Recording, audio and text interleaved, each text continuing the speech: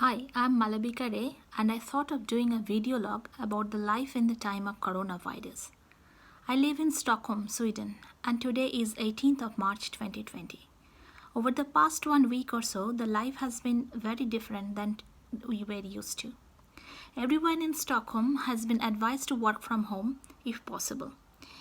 It is a first world country with high speed internet access available to almost everybody. Hence, it is certainly possible for many to work from home. I work with a telecom operator, and as an engineering manager, I can certainly work from home. I used to do it anyway, at least 3-4 days a month. But this is different.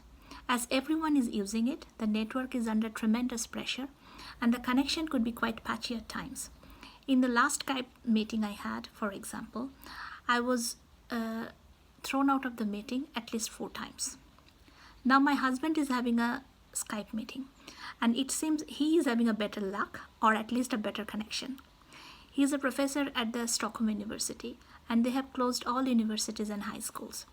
The primary schools and daycare are, however, open. So my 12-year-old daughter is at school. She thinks it's very unfair, and grown-ups are having all the fun.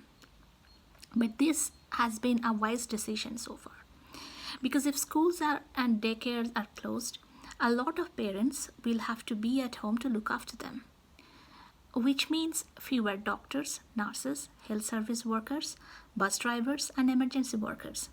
Given that the impact of corona is mild on children, this, I think, is a wise decision. Moreover, having children out of school may mean more of them spending time with their grandparents, the most vulnerable group.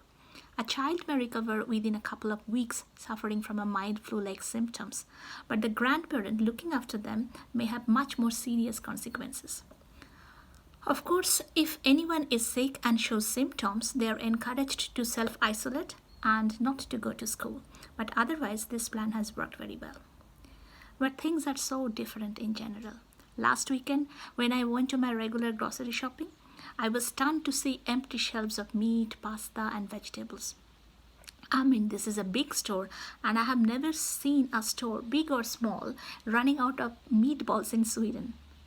Though I could find most of the things I wanted, some from the shop and some from other smaller shops, I did see people are panic buying and hoarding things. But perhaps not as bad as in UK if news reports are anything to go by. I feel proud that I did not hoard, definitely not the toilet papers. Given that diarrhea is not the main symptoms of corona, I really don't see the point. But on a brighter side, I saw people are offering help to elderly neighbors with shoppings, etc. through neighborhood group chats. The spirits of good Samaritans are living side by side with the selfish hoarding instincts. The effect of social distancing is also quite visible. There is no lockdown order in Sweden yet. Shops are open, and so are restaurants and cafes. Public transport is running, but there are very few people in the shops and public transports. Parking lots are empty. This week I went to the nearby shopping center twice, mainly to buy foodstuff and to pick up an internet order. I also purchased some essential clothing. But I always took my car, no public transport, and came back within a few minutes. I could see I'm spending less, and my monthly expenses are less than usual, thanks to no eating out, parking fees, or impulse buying. But I shudder to think what this might mean to the general economy. The local bakery cum cafe, which we visit 4 or 5 times a week, has no customer. They're opening every day though. They don't have the luxury of working from home and still expecting the same paycheck at the end of the month. It must be a very tough time for the small businesses and a vast number of people working in there. I have decided to buy biscuits and breads from them instead of the supermarket. It's my way to support the community. Another hard-hit industry is, of course, tourism and aviation. For my job, I usually fly once a month, but that has been stopped completely since January. Now, EU has imposed total ban on international travel. May not be a bad thing for the climate, but a disaster to the economy. My mum was supposed to come next month from India. She already has a visa, but now we don't know when she can come, if at all. We are not happy, and neither is she.